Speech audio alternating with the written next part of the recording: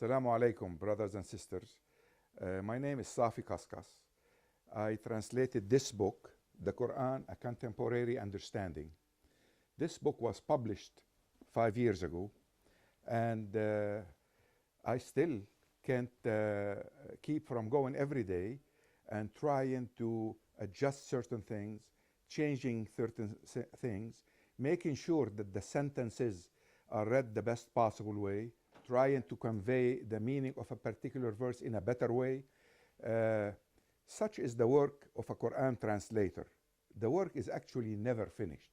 You have to always go back to it, because we're talking about what God told us, and my attempt trying to translate the meaning of what he told us. In order to do this, I had to understand the meaning in Arabic first and try to find the English word that's most suited to convey what I understand Allah to tell us, to try to communicate to us. Actually, this work, the work of a translator, is never over. A translator of the Quran will feel the urge to always go back to his translation and try to improve it because of the weight of the responsibility on his shoulder.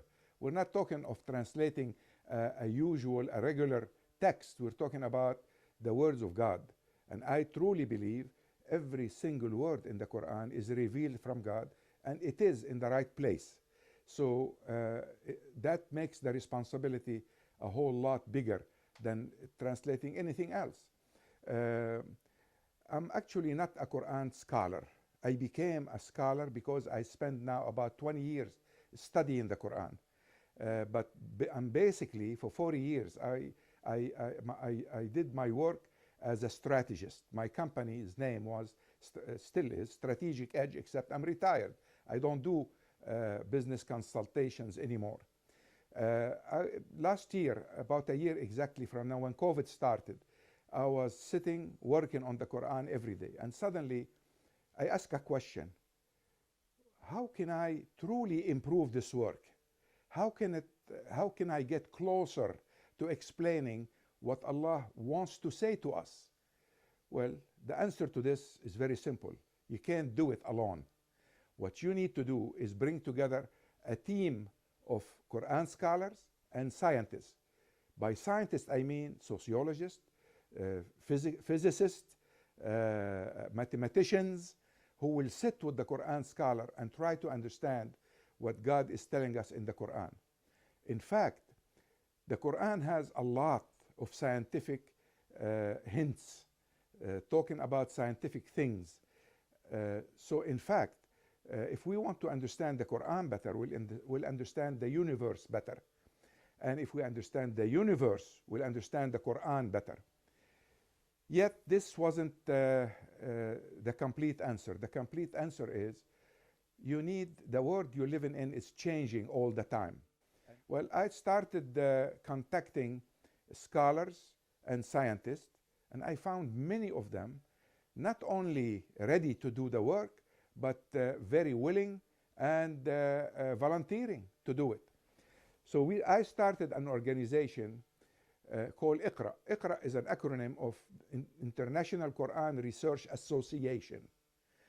This association, Quran Association, job is to do research on the Quran and to try to always have a contemporary meaning of the Quran.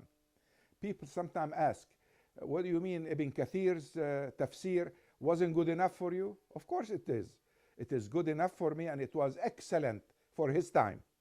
The world in the last 1,000 years moved way ahead of what we know. So if the world is moving forward, our understanding of the Quran has to move along with it.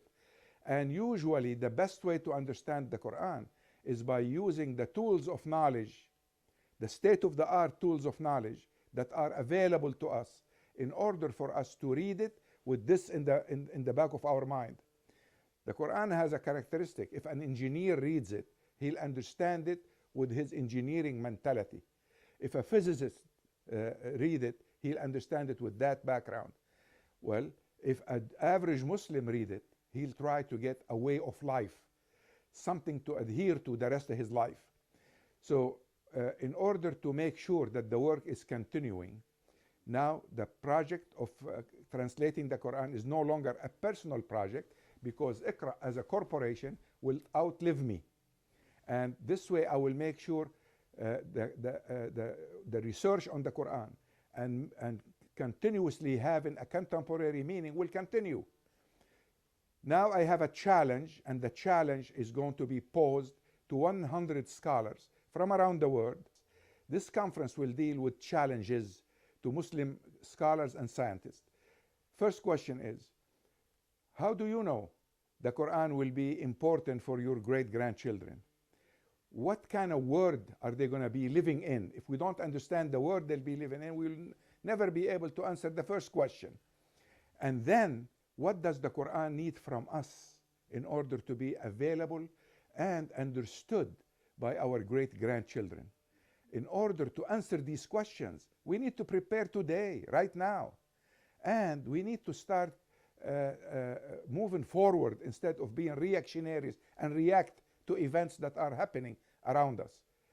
I see a lot of Muslims, when we have a new discovery in space, oh, this is in the Quran. Well, if it was in the Quran, why didn't you talk about it before?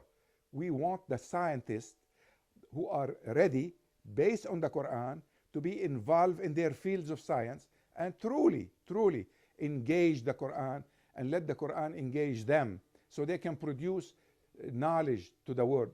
Muslims today are not producing knowledge. They're consuming knowledge. And we won't change that.